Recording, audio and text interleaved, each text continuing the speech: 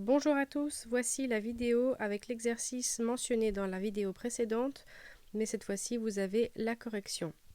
Je vous rappelle ici les 4 étapes de l'école à domicile, donc n'hésitez pas à faire arrêt sur image où vous trouverez la photo dans vos dossiers Classroom.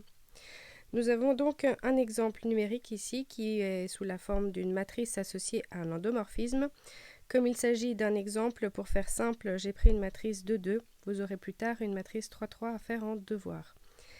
Il va falloir commencer par résoudre l'équation caractéristique, celle dont je parlais dans la vidéo précédente. Donc la matrice M moins lambda qui est notre valeur propre à trouver, fois la matrice identité et résoudre quand ça sera donc non inversible, le déterminant égal à 0.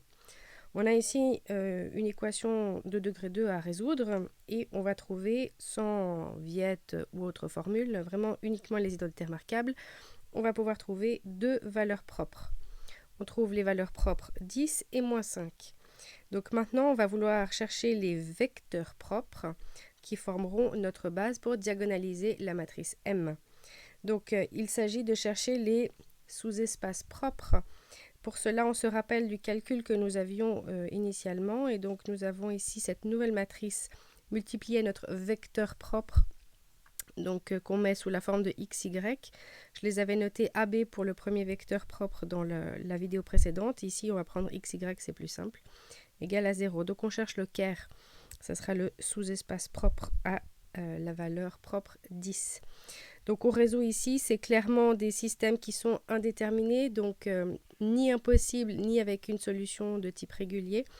Et vous allez trouver un vecteur, il faudra donc poser un paramètre. Ici, on peut mettre lambda, comme vous voulez. On trouve donc le premier vecteur propre. Et donc, le sous-espace propre associé est noté E pour espace et on indice la valeur 10.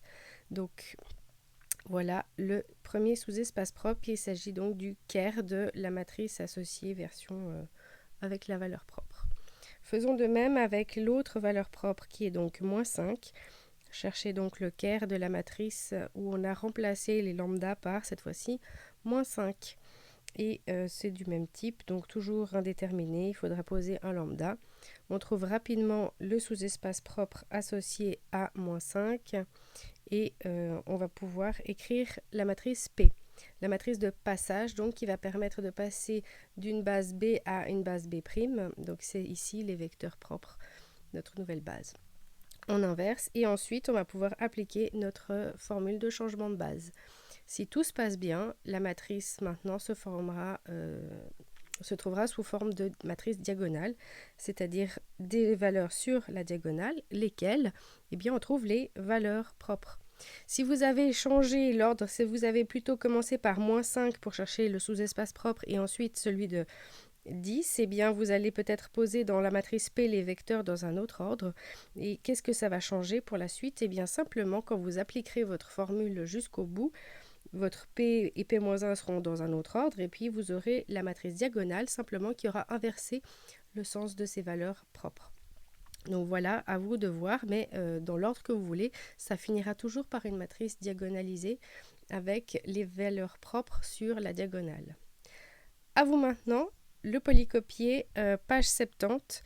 Vous avez ici une matrice que je vous propose donc de diagonaliser.